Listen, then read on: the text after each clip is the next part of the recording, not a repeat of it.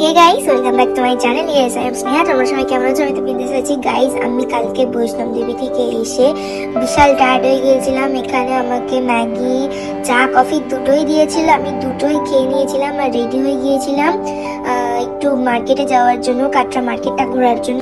আর আমাদের যে tour guide আছে না, উনি আজকের দিনটা রেস্ট দিয়েছিলেন, বলেছিলেন আজকের দিনটা তোমরা একটু রেস্ট নাও, পরের দিন থেকে আবার ঘুরতে যাব।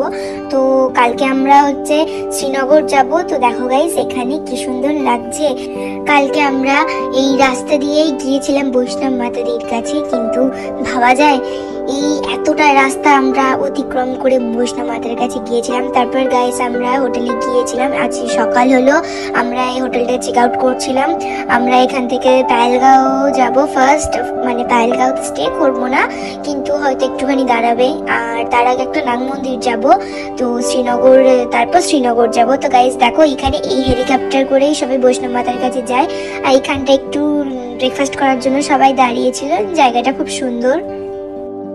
তোমাদের বলছিলাম না আমরা একটা নাগ মন্দিরে যাব শ্রীনগর যাওয়ার আগে, এটাই সেই নাগ মন্দির।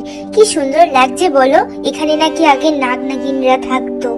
কতটা সত্যি জানি না, কিন্তু জায়গাটা দেখে ভালোই লাগলো। আর এখানে একটা ভিউ পয়েন্টও আছে, খুব সুন্দর সেটা।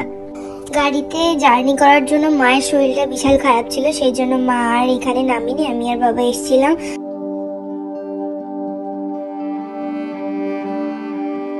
টানা 222 কিলোমিটার পথ অতিক্রম করার পর আমরা শ্রীনগরে পৌঁছেছিলাম। আর এইটা কিন্তু গাইস পেহেলগাম।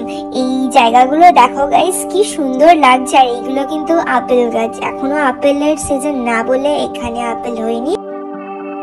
শ্রীনগর পৌঁছে গিয়েছিলাম গাইস, আর কিছুদিন আমরা এই রুমটাই থাকবো গাইস। আজকের ব্লগটা ভালো লেগে থাকলে লাইক, কমেন্ট, শেয়ার এন্ড চ্যানেলটা সাবস্ক্রাইব করো। দেখা হচ্ছে নেক্সট ভিডিওতে। বাই।